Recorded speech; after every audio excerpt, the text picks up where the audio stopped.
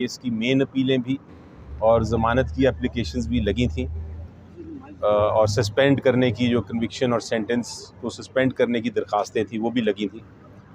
Prosecution ने आके request की कि उनको वक्त चाहिए, नैब ने भी आके रिक्वेस्ट की तोशाखाना केस में कि उनको वक्त चाहिए। अदालत ने कहा कि वक्त हम नहीं दे सकते ज़्यादा, आपको एक आखिरी चांस दे देते हैं, आप मंगल को आके बहस कर लें।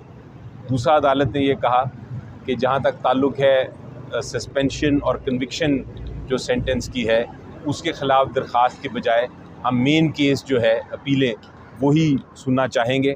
हम चाहते हैं कि वही जो अपीलें हैं मेन उनका फ़ैसला हम कर दें और हमें आप ट्यूसडे को बहस शुरू करें ताकि हम उसको डे टू डे सुन के इन दोनों तोशाखाना केस भी और साइफ़र केस का भी फ़ैसला कर लें।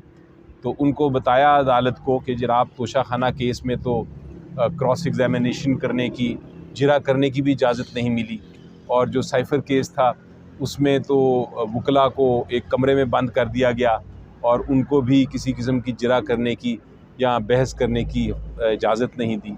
तो ये बड़े अनयूजुअल केसेस हैं, अजीबो-गरीब केसेस हैं। तो अदालत ने कहा ठीक है, हम एक वक्त दे देते हैं, एक दिन दे देते हैं, कुछ दिन दे देते हैं इनको तैयारी करने के।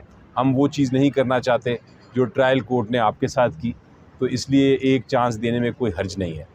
फाइनली अदालत ने ये कहा कि ट्यूसडे को इंशाल्लाह मंगल को ये केस की दोनों केसों की समाअत होगी, तो इंशाल्लाह उस दिन हम बहस करेंगे। सर जी बताइएगा, प्रोसिक्यूशन क्यों वक्त मांग रही है? क्या कमज़ोर केस है उनके पास या वो इस चीज़ को लटकाना चाहते हैं? क्या वजह है कि वो टाइम पे टाइम मांग रहे हैं?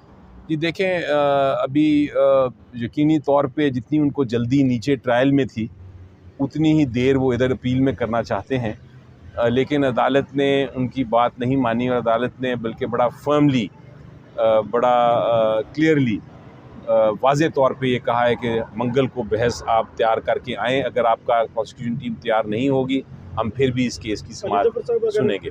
सज़ा मुअत्तल हो जाती है तो क्या इमरान खान बाहर आ जाएंगे या किसी और मुकदमे है जिसके अंदर गिरफ्तारी डाली? देखिए, उनके ख़िलाफ़ 3 मुकदमे हैं इस वक्त जिनमें उनको सज़ा हुई है। बाकी जो केसेस हैं उसमें तो ज़मानत हो चुकी है। ये 3 केस, एक साइफ़र है, एक तोशाखाना है और एक वो इद्दत वाला जो केस है। तो ये अगर दोनों केसों में इनकी सज़ा या इनकी कन्विक्शन मुअत्तल हो जाती है या ये अपीलें ही एक्सेप्ट हो जाती हैं इंशाल्लाह, तो फिर वो सिर्फ़ इद्दत वाला केस रह जाएगा। और उसके बाद जब उसमें भी आपने देखा है कि उसमें भी कोई ऐसी गुंजाइश नहीं कि वो सस्टेन हो, तो वो भी जब सेटिस्फाइड हो जाएगा उसको भी ख़त्म कर दिया जाएगा, तो उसके बाद खान साहब इंशाल्लाह बाहर आ जाएंगे। उसके बाद कोई हुकूमत तो रखना नहीं डालेगी अपनी तरफ से, जिस तरह माजी के अंदर एक दफ़ा रिहाई होती थी, दोबारा फिर कारकुनों को गिरफ्तार कर लिया जाता था, रहनुमा को, वही पैटर्न तो नहीं अपनाया जाएगा? जी देखिए, पहले तो ये पैटर्न अपनाया जा रहा था केयर टेकर हुकूमत में, तो उम्मीद तो ये है कि इस हुकूमत में जो इलेक्शन के बाद आएगी उसमें शायद ऐसा ना हो, लेकिन कोई पता नहीं। अगर ये हुआ तो हमने तैयारी की हुई है उसकी इंशाल्लाह, लेकिन कोई और ऐसा केस है नहीं जिसमें हमें कोई नज़र आ रहा हो, क्योंकि खान साहब तो पिछले 7 महीने से जेल में बैठे हैं।